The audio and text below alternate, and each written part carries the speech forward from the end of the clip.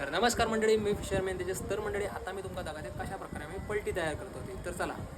तर मंडळी हा असा आपला जुना बाता ह्या मी रेडीमेड दुकानावरून घेऊन दिलेला आहे.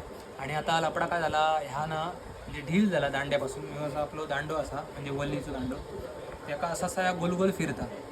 त्याच्यामुळे आता मग काय पुन्हा नवीन ह्याने बांधूचा. आता मी तुम्हाला दाखवते कशा प्रकारे मी बांधता येतं. आता बघा मंडळी, हा असा गारफेलचा चूल आणि ह्याका ना खूप ताकद असता जाळ्यांसाठी ह्या यूज केला आता. तर आता आपण ह्या 2 ते 3 वाव घेऊया, कारण आपण एवढा सूट लागताला. 1 2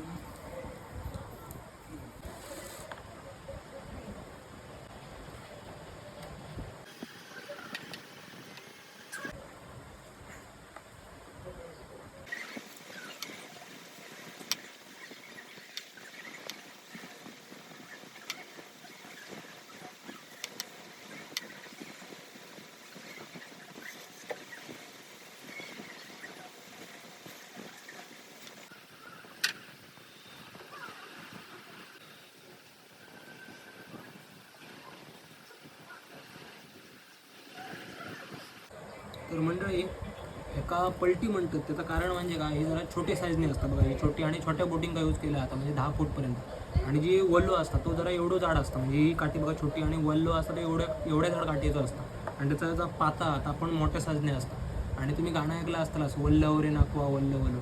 हा गाणं म्हणजे वल्लव म्हणजे काय, तो वल्लो असतं त्यांनी वल्लव बोट, मग हे बोट पुढे चालतं, असं त्या गाण्याचं अर्थ. तर आता आपली जाय दिली पलटी, थोडासा राहूला असा फिट झाला का आता आला जाणार हवा. अरे भाई बांधणार कसली गाठ व्हायचं हाला जा किती ताकदीन फिरव. शेवटचा रावला.